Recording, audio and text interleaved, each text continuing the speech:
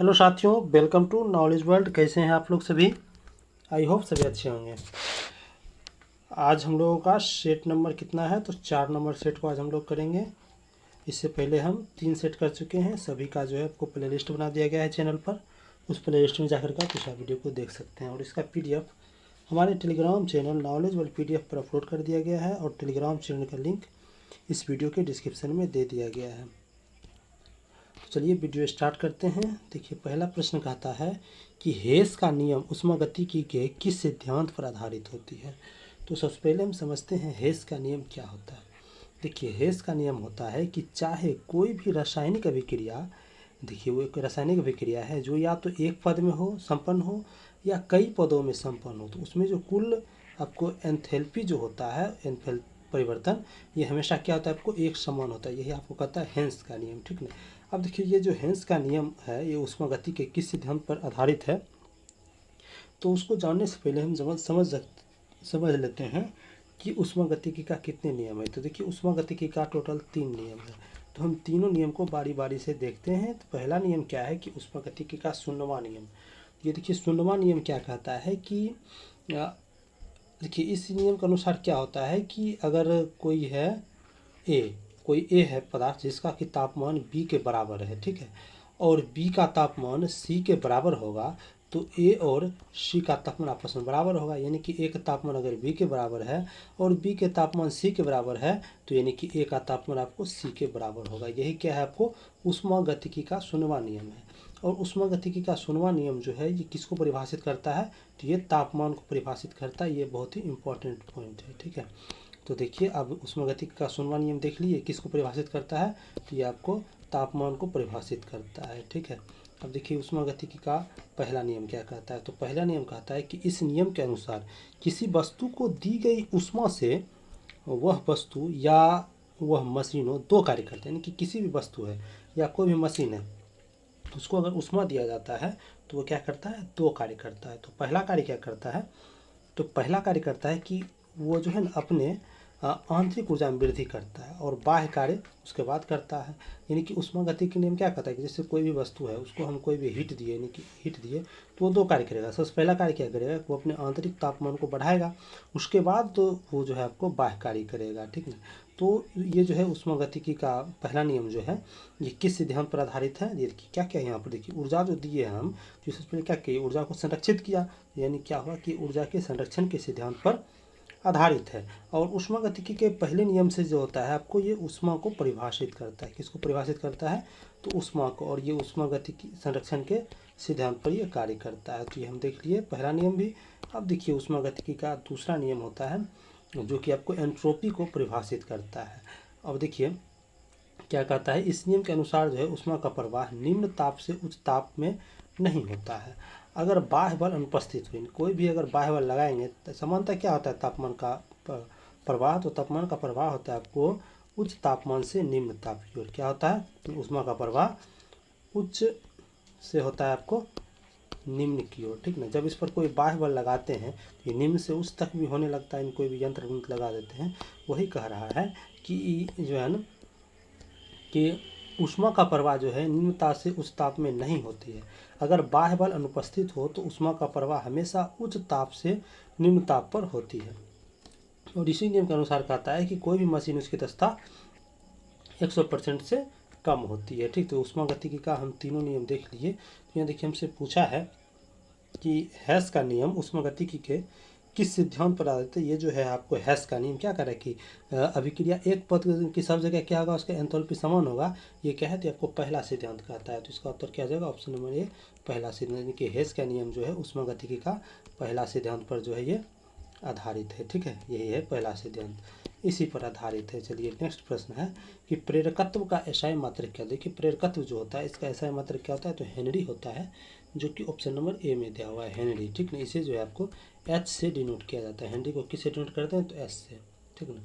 और इसका नामकरण किसके कारण हुआ हेनरी का, तो देखिए अमेरिका का एक वैज्ञानिक था जोसेफ हेनरी, उन्हीं के नाम पर जो ये हेनरी शब्द रखा गया है।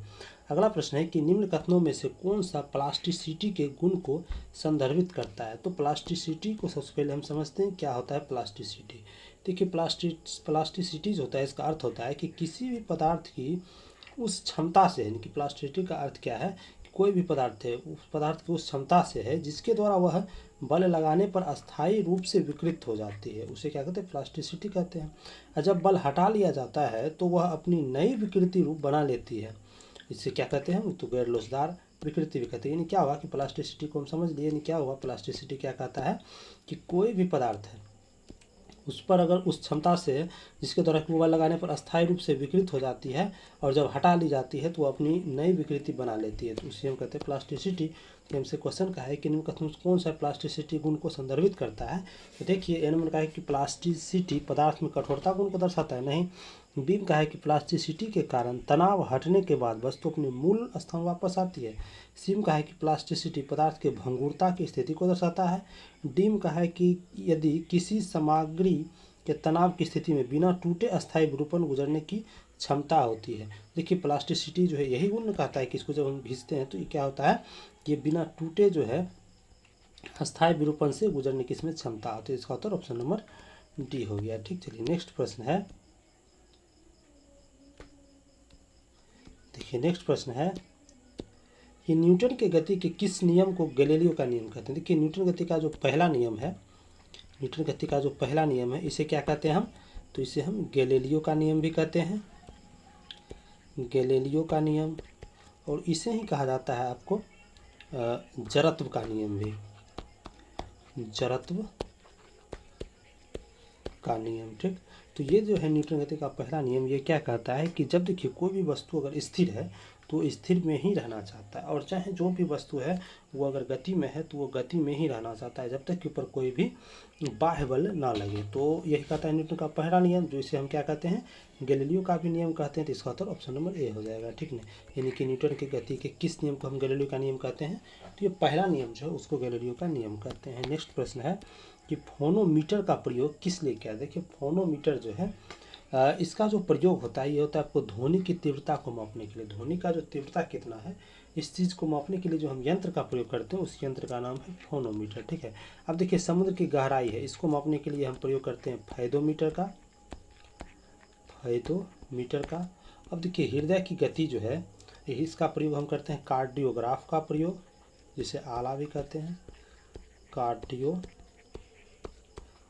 का प्रयोग करते हैं। और विभवांतर मापने के लिए वोल्ट मीटर का प्रयोग करते हैं, किसका करते हैं, तो वोल्ट मीटर का प्रयोग करते हैं विभवांतर मापने के लिए। नेक्स्ट प्रश्न है कि निम्न में से कौन सा सार्वत्रिक गुरुत्वाकर्षण नियतांक जिसे कैपिटल जी से डिनोट किया जाता है उसका मान है। देखिए सार्वत्रिक गुरुत्वाकर्षण नियतांक जो होता है इसका मान जो है आपको किसने दिया था, तो ये जो है आपको कैवेंडिश नामक वैज्ञानिक था, उन्होंने ही दिया था। तो कैवेंडिश ने इसका मान क्या दिया था, तो इन्होंने कहा था इसका मान होता है 6.67 गुना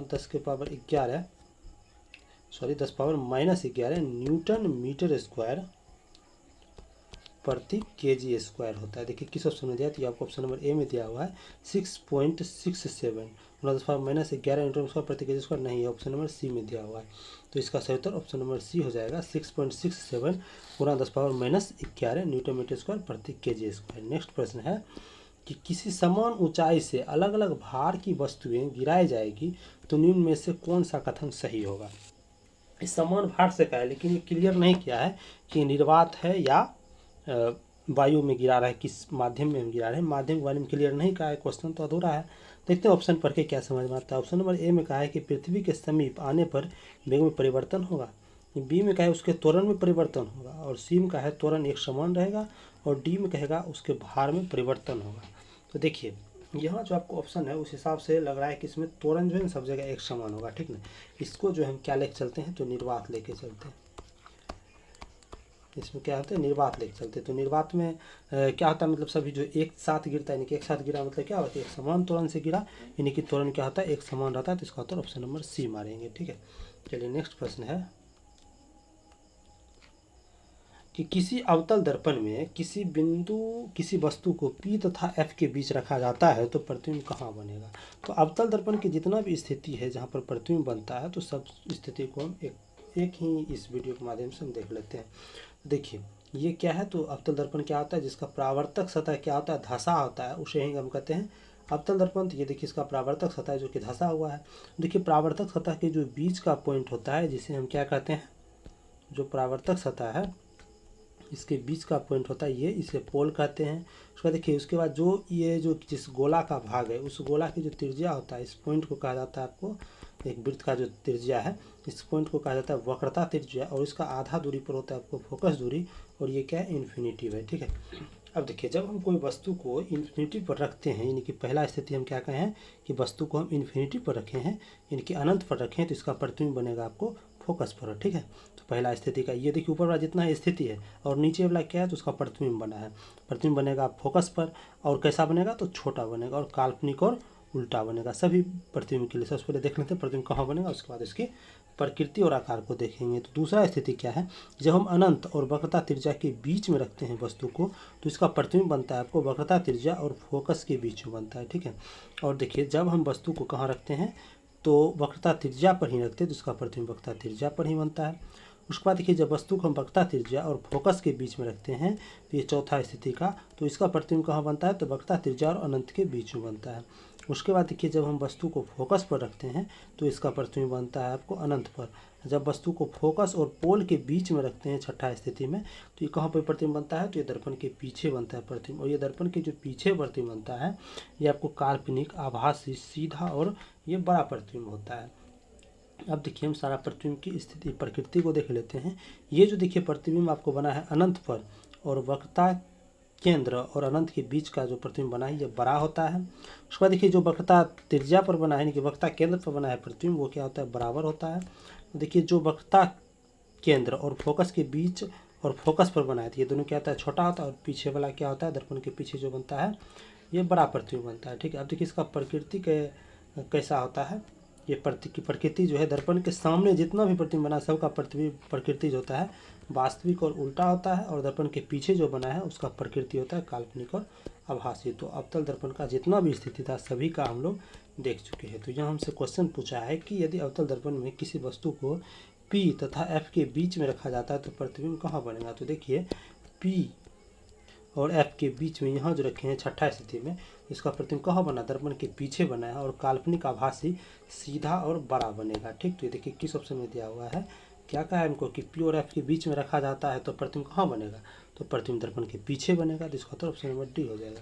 इसमें देखिए एक और चीज़ और लिख लीजिएगा कि कैसे बनेगा, तो काल्पनिक, आभासी और सीधा बनेगा। नेक्स्ट प्रश्न है कि निम्न में से कौन सा एक प्रोटीन का कार्य नहीं है, यानी प्रोटीन का कार्य वो नहीं है, वो कार्य जो है प्रोटीन का नहीं है। देखिए ए नंबर में कहा है कि एंजाइमों के रूप में शरीर में जैव रासायनिक अभिक्रियाओं को तीव्र करना, ये तो सही बात है, यह है प्रोटीन का ये कार्य।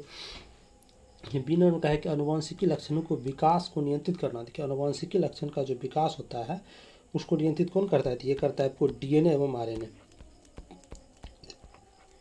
डीएनए एंड आरएनए करता है। ठीक है, ना कि करता है ये प्रोटीन करता है। तो ये पूछा है ना कि कौन सा कार्य नहीं है, तो यही नहीं, तो इसका तो ऑप्शन नंबर बी हो जाएगा। देखिए जो है सबको देख लेते हैं। पहला देखे लिए हैं कि एंजाइम के रूप में शरीर के में जैव रासायनिक अभिक्रियाओं को तीव्र करता है, देखे लिए हैं। सी नंबर का कोशिकाओं के भीतर अनुवांशिक सूचना को क्या करता है संग्रहित करता है। ठीक है, प्रोटीन का कार्य है। देखिए कोशिका के आकार तथा आंतरिक संगठन को बनाए रखना, ये भी आपको प्रोटीन का ही कार्य है। चलिए नेक्स्ट प्रश्न है कि निम्नलिखित में से कौन सा कथन आंतरिक श्वसन को संदर्भित करता है। देखिए आंतरिक श्वसन मत कहने मतलब क्या हुआ, उसका अंदर में जो कोशिका में श्वसन होता है उसी को ही आंतरिक श्वसन कहते हैं।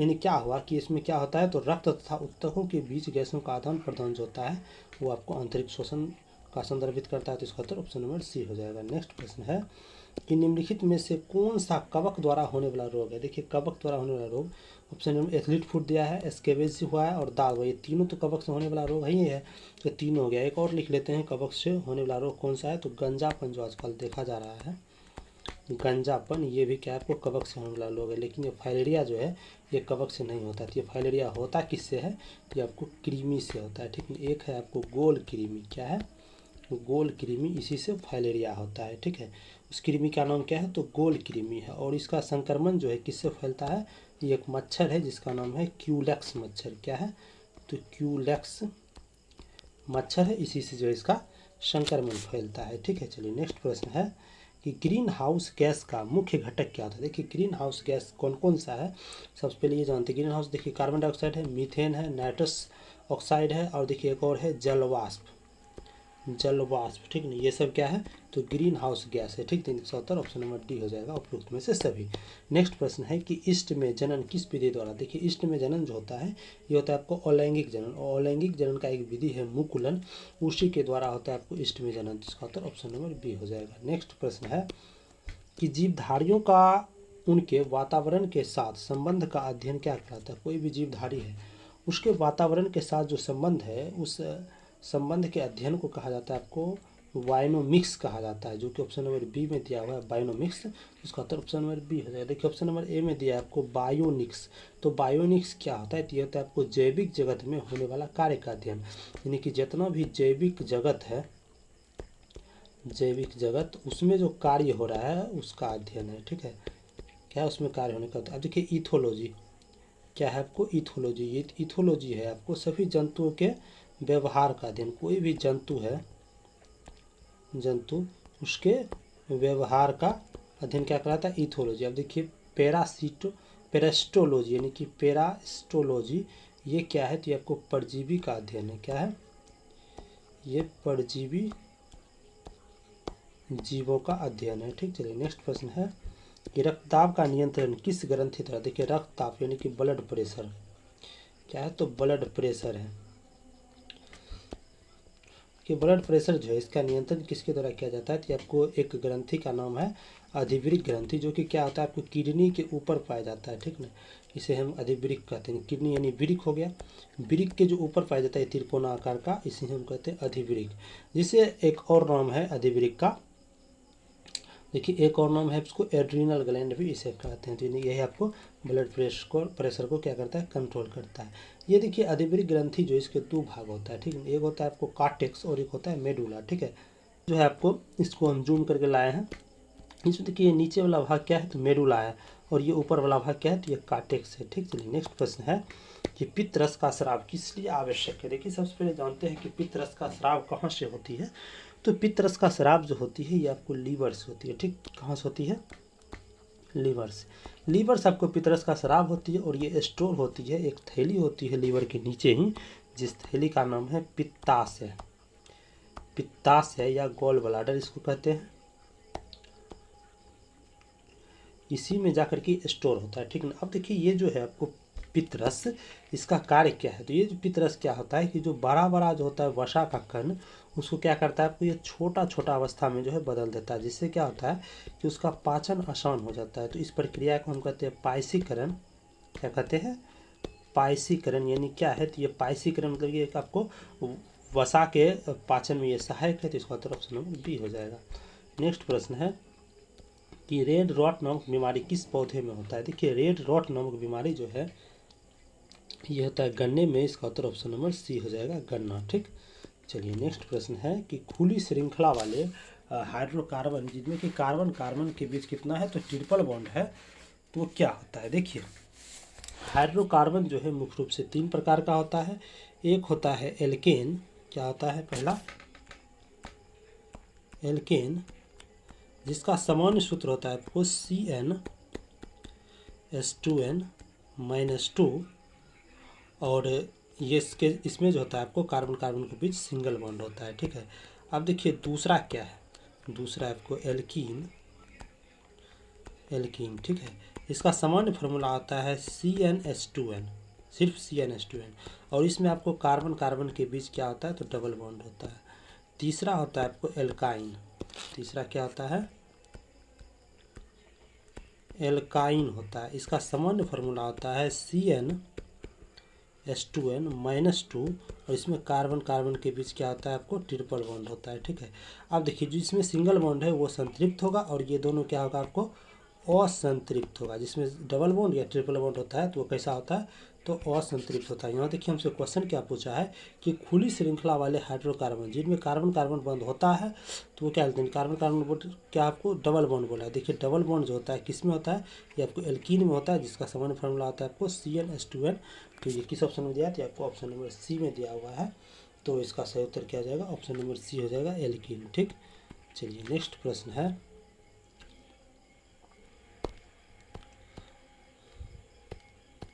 देखिए नेक्स्ट प्रश्न है कि निम्न में से कौन सा ऑक्साइड जो है आपको उभयधर्मी है, ठीक है।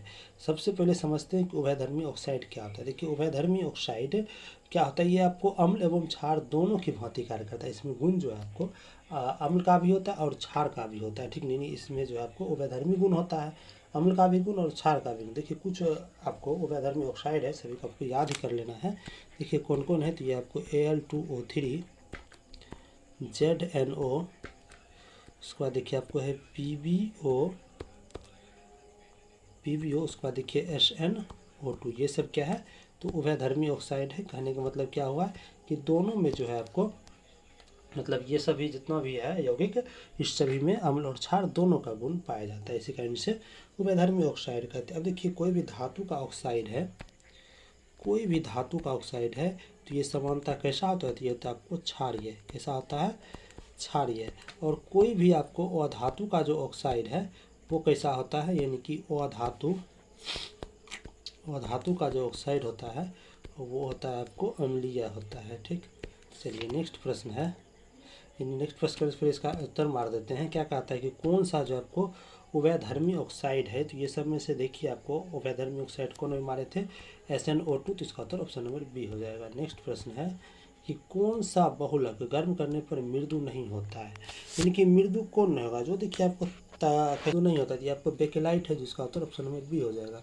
क्योंकि देखिए बेकेलाइट, देखिए इसका यूज कहाँ पर होता है, तो ये देखिए रेडियो का कवर रहता है, रेडियो, टीवी, कुकर का हैंडल, इस सब में जो प्रयोग होता है ये सब बेकेलाइट का ही प्रयोग होता है। इसको देखिए आप कितना भी गर्म कर दीजिएगा ये आपको मृदु नहीं होगा, ठीक है। और ना ही इसे हम पुनः रीयूज भी कर सकते हैं गला वला करके, तो यही आपको बेकेलाइट होता है, जिसको हम क्या करते हैं, गर्म करने पर ये मृदु नहीं होता है।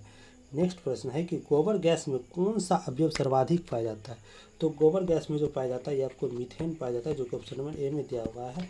और मीथेन का फार्मूला होता है आपको CH4। ये पूछेगा कहाँ से निकलता है, तो ये देखिए पशु का जुगाली करना, पशु का जुगाली, धान के खेत से भी ये प्राप्त होता है। और देखिए दलदली क्षेत्र और खाद्यान्न में भी, खदान जो होता है जहाँ कोयला लगता है वहाँ पर भी जो आपको CH4 प्राप्त होता है, ठीक है। अब देखिए इसे और क्या कहा जाता है, तो इसे आपको मार्स गैस भी कहा जाता है, ठीक। चलिए नेक्स्ट प्रश्न है कि निम्नलिखित में से कौन अधातु कमरे के तापमान पर तरल अवस्था में रहता है। देखिए एकमात्र अधातु ब्रोमीन है जो कि कमरे के तापमान पर तरल अवस्था में रहता है, तो इसका उत्तर ऑप्शन नंबर बी हो जाएगा, ब्रोमीन, जिसका संकेत Br होता है। चलिए नेक्स्ट प्रश्न है कि निम्नलिखित में से नाइट्रोजन का कौन सा ऑक्साइड उदासीन है, ठीक है। देखिए कुछ उदासीन ऑक्साइड है, उसका उदाहरण देख लीजिए। कार्बन मोनोऑक्साइड क्या है, तो ये उदासीन ऑक्साइड है। नाइट्रिक ऑक्साइड यानी कि NO, ये भी उदासीन है। और नाइट्रस ऑक्साइड यानी N2O, ये भी उदासीन है। कार्बन डाइऑक्साइड भी उदासीन है। और हाइड्रोजन पेरोक्साइड H2O2, ये भी कैसा है, तो ये उदासीन ऑक्साइड नहीं है, ठीक है। तो ये हमसे क्या पूछा है, निम्नलिखित में से कौन सा नाइट्रोजन का ऑक्साइड है जो कि उदासीन है, तो ये देखिए आपको N2O दिया हुआ है, ठीक।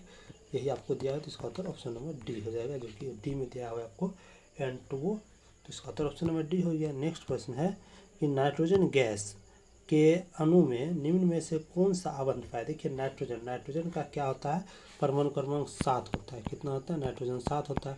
तो इसका निकालेंगे क्या होगा, 2 5 5 2 7 हो ही गया। इसके बाह्यतम कोश में कितने इलेक्ट्रॉन है, 5 इलेक्ट्रॉन। देखिए इसके बाह्यतम कोश में हम 5 इलेक्ट्रॉन दे दिए, 2 कार्बन नाइट्रोजन परमाणु है, ठीक है। तो इसको कोष्टक पूरा करने के लिए कितना इलेक्ट्रॉन चाहिए, 3 इलेक्ट्रॉन, यानी कि 3 इलेक्ट्रॉन का साझा करेगा। जब इसको जरूरत पड़ेगा तो ये अपना वाला 3 इसको दे देगा, और इसको जरूरत पड़ेगा तो इसको अपना वाला 3 दे देगा, यानी कि इसके बीच क्या बनेगा, तो आपको ट्रिपल बॉन्ड बनेगा।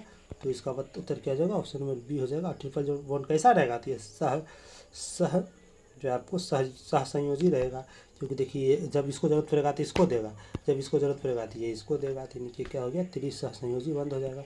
इसका उत्तर ऑप्शन नंबर बी हो जाएगा। नेक्स्ट प्रश्न है कि आयोडीन निम्न में से किस रूप में पाया। देखिए आयोडीन जो है किस वर्ग का तत्व है, तो ये है आपको हेलोजन वर्ग का तत्व, ठीक है। देखिए ये जो है आपको helium, neon, argon, krypton, xenon, radon, ये सब आपको ओकीरिया गैस है, ठीक, ओकीरिया गैस है।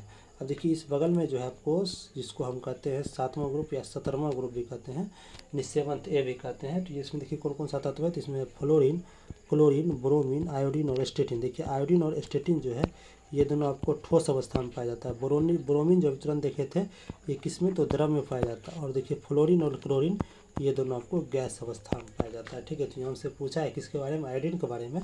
तो आयोडीन आपको किस अवस्था में होता है, तो ठोस अवस्था में होता है, जो कि ऑप्शन नंबर सी में दिया हुआ है। ठीक है, चलिए आज का अंतिम प्रश्न था। आई होप सभी को अच्छे से सारा प्रश्न समझ में आया होगा। तो अब वीडियो को लाइक कर दें और ज़्यादा से ज़्यादा शेयर कर दें। इसका PDF हमारे टेलीग्राम चैनल नॉलेजेबल PDF पर अपलोड कर दिया गया है और टेलीग्राम चैनल का लिंक इस वीडियो की डिस्क्रिप्शन में दे दिया गया है। चलिए मिलते हैं नेक्स्ट वीडियो में।